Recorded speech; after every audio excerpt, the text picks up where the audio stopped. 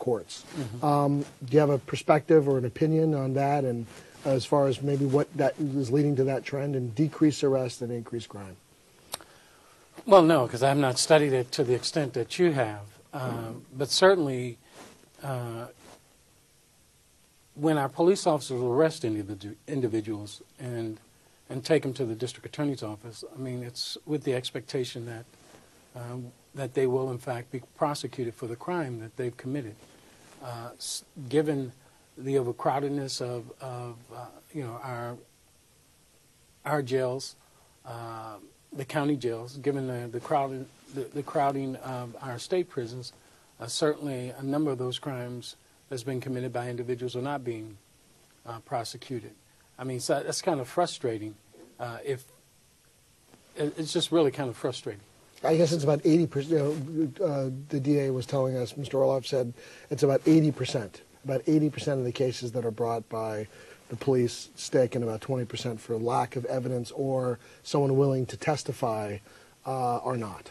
Well, I think the issue around, you know, folks not, you know, willing to testify, I mean, certainly that's a problem that our police department has to deal with on a daily basis. I mean, you know, if we go out and arrest the individual, we don't have the evidence to present to the DA to prosecute either he or she, because there is a fear factor out in the community of folks don't want to be considered as snitches and don't want to step forward, and I certainly understand that. But if, in fact, we are to change this city and make this city all that it can be, we need to have the public to step forward and to help us in bringing these individuals to justice who are out there committing the property crime, who's out committing the violent crime, because that's the only way that this city is going to realize its potential for greatness. Right. The you know, we were talking earlier about diversion versus suppression, workforce development, and the workforce development issues.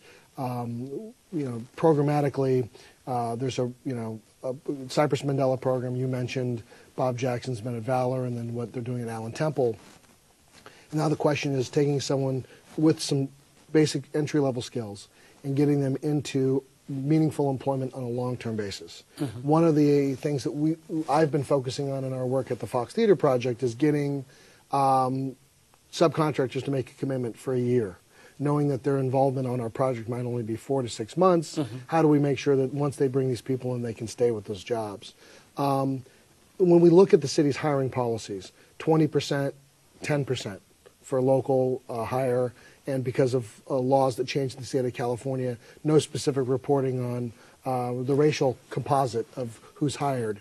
How do we address, or how do you think we can address, the ex-offender question? And how do you think, and what steps can we take to increase the number of 20% and 10% and see that we can have greater participation of local hire? Well, you know, I think what you've been able to do at the Fox Theater is a great example. And certainly there needs to be other developers who bring the same level of commitment that you've demonstrated with the Fox Theater. Certainly you will exceed and have exceeded those numbers. And I just want to express my personal thanks to you for your commitment. But it's going to take individuals like yourself who think outside the box and create the similar kind of programs that you've put in place at the Fox Theater.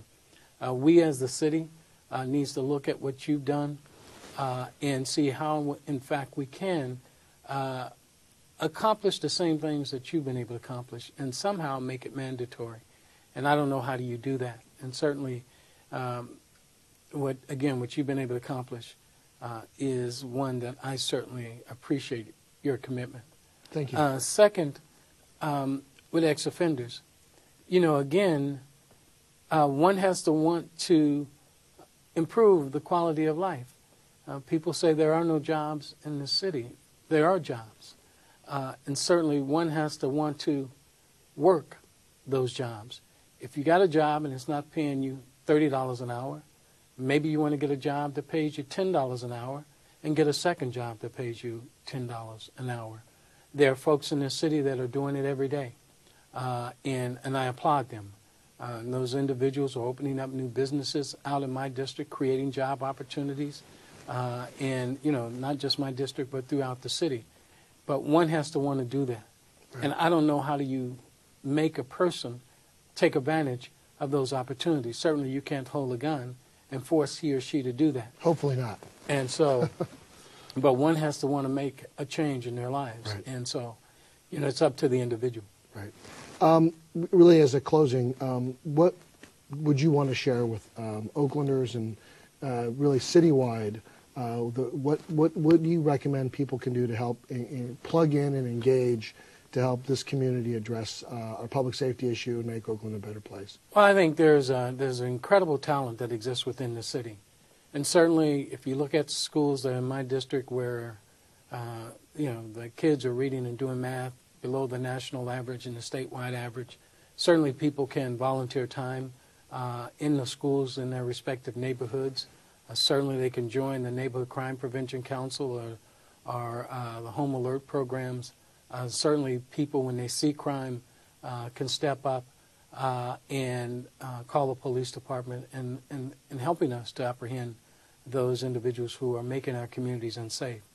But I want people in the city of Oakland to understand that the problems that we as a city are dealing with and trying to solve are no different than any other major urban city in this state, in this county, and in this nation that we're a part of.